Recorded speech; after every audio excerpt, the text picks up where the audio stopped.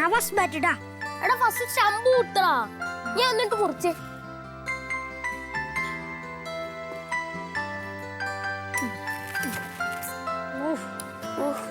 പിടിക്കി.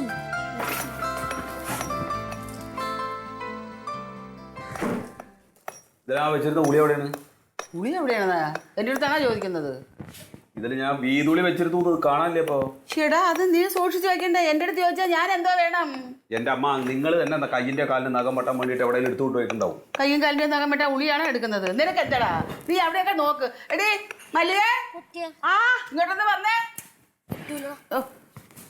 അവന്റെ വീതുളി കാണാനില്ലെന്ന്. എന്ത്? ആ വീതുളി കാണാനില്ലെന്ന് എവിടെയൊക്കെ നോക്ക്. എന്തുളി? ഞാൻ പണി സാധനങ്ങൾ മുഴുവൻ ഇതിനകത്ത് വെച്ചല്ലേ, അപ്പൊ അതിനകത്ത് വീതുളില്ല. നിങ്ങളത് തൊടാറ് പോലും ഇല്ലല്ലോ മനുഷ്യ. എവിടെ പോവാനാ ഇനി ആ ചെറുക്കൻ? ഒരു സാധനം ഇവിടെ വെച്ചാ കാണില്ല. അവനെങ്ങാനും എടുത്തോ? അതെ അവന്റെ കയ്യിൽ ഇരിപ്പുണ്ട്. കൊണ്ടുപോടാ അത്. നീ എന്തിനാ ഇതൊക്കെ ഇട്ടത്? ഞങ്ങൾ സ്റ്റമ്പ് മുറിച്ചു വിട്ടായിരുന്നു.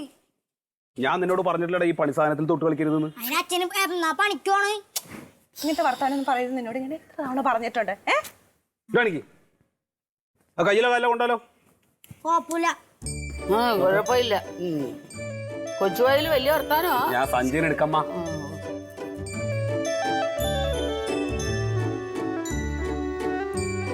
ഇരുന്ന് ഇതൊരു പണി കിട്ടിയതാ. പെട്ടെന്ന് പോ. ഞാൻ എന്തെങ്കിലും വാങ്ങിക്കാൻ എന്തെങ്കിലും ഉണ്ടോ? ഒന്നും മേടിക്കല്ലേ, നിങ്ങൾ എല്ലാം എടുത്തല്ലോ അല്ലേ? ഓ എല്ലാം എടുത്ത്. ഓ പുറകെ വിളിച്ച്. ഇല്ല അത് കുഴപ്പമൊന്നുമില്ല, ഞാൻ സംസാരിച്ചു വെച്ചിട്ടുണ്ട്. ആ മൂപ്പരും ഇങ്ങോട്ട് വരുമ്പോ പറയാം നമുക്ക്. ആ ഇല്ല വേറെ കുഴപ്പമൊന്നുമില്ല. ആ വാസ്റ്റേ അത് ഇല്ലാതെ ഇവിടെ പറഞ്ഞാ വായോ ഇവിടെ പറഞ്ഞാണ്. ആ ഞാൻ വിളിക്കാം. ശരി എവിടേക്ക് അന്ന് പണിയുണ്ടോ? ആ പണിയിൽ പണിക്കണം. ഇതെവിടെന്ന്? എന്നാ ശർക്കര ശങ്കരൻ്റെ അവിടെ. ആ അത് ശരി. ഇന്നലെ ഒരു രസം ഉണ്ടായിട്ട്. അല്ല അതെ ഒരു കാര്യം പറയണ്ട. അതാണ് രസമുള്ള കാര്യം. അതല്ലേ എന്താണ് പറ. ഇന്നലെ മൂപ്പത്തിയാര് ഒരു സ്വപ്നം കണ്ട്. റസിയ രസമുള്ള സ്വപ്ന. അത് കേൾക്കേണ്ട കാര്യമാണ്. അതായത് മൂപ്പിന് ഇന്നലെ നേരം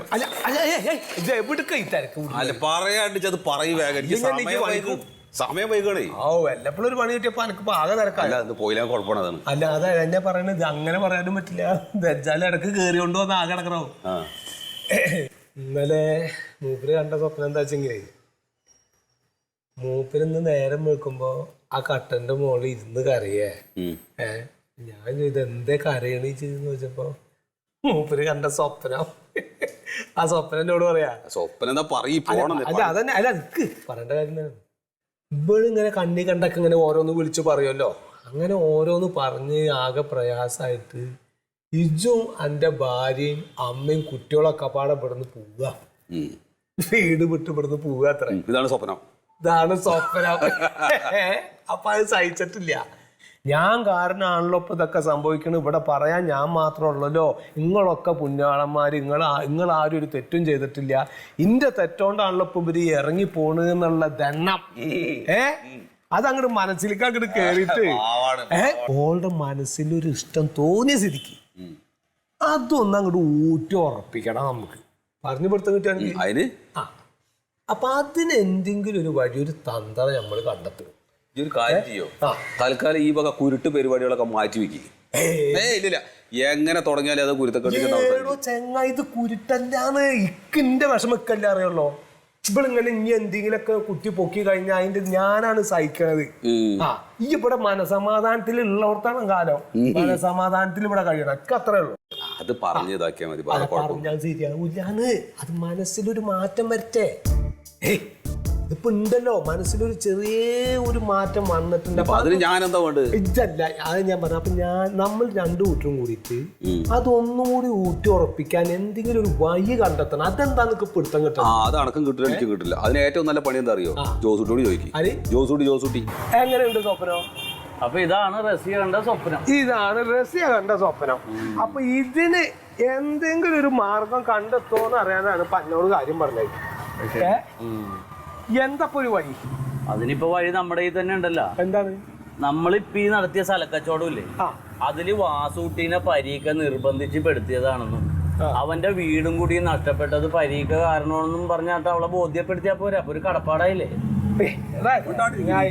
അതിലൊന്നും അനങ്ങണ ആളല്ല റസ്യ, എനിക്കറിയില്ലേ.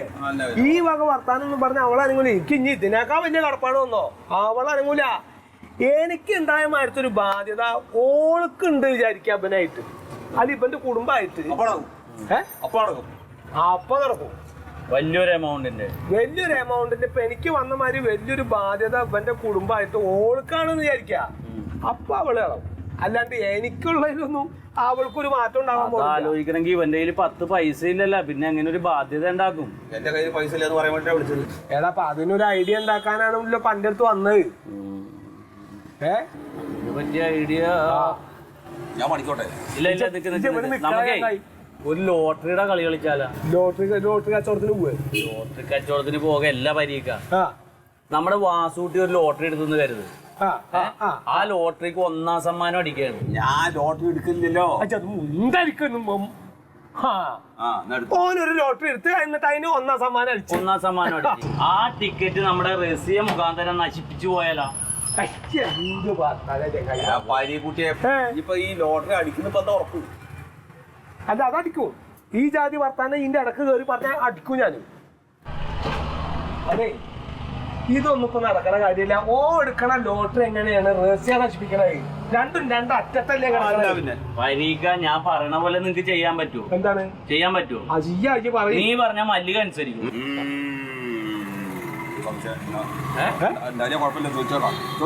നോക്കാന്നല്ല അനുസരിപ്പിക്കണോ? ഇത് രണ്ടാളും കൂടി കുളമാക്കൂല്ലെങ്കിൽ ഞാൻ പറഞ്ഞുതരാം. മല്ലികനോട് എന്താ പറയണ്ടേന്ന് വാസൂട്ടിക്ക് ഞാൻ പറഞ്ഞുതരാം. പിന്നെ ലോട്ടറി ടിക്കറ്റിന്റെ കളി അത് ഞാൻ പരീക്കാരോടും പറഞ്ഞുതരാം.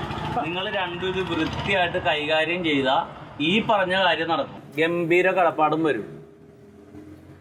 അതിന്റെ പ്ലാനിങ് ഒക്കെ എന്റെ മനസ്സിൽ ശരിക്കും ഉണ്ടല്ലോ അല്ലേ? പരീക്ക് ഇത് നടത്തി വിജയിച്ചിട്ടുള്ളതാണെന്നേ. പാലിയ കുടുംബത്തെ പാളൂല. അല്ലേ പിന്നെ ഇവനൊക്കെ ലക്ഷക്കണക്കിന് രൂപയുടെ കടപ്പാട് എങ്ങനെയാ വരുത്തണത്? ശരിയാ. ഇതൊന്ന് വൃത്തിയായിട്ട് ചെയ്തു നോക്ക്.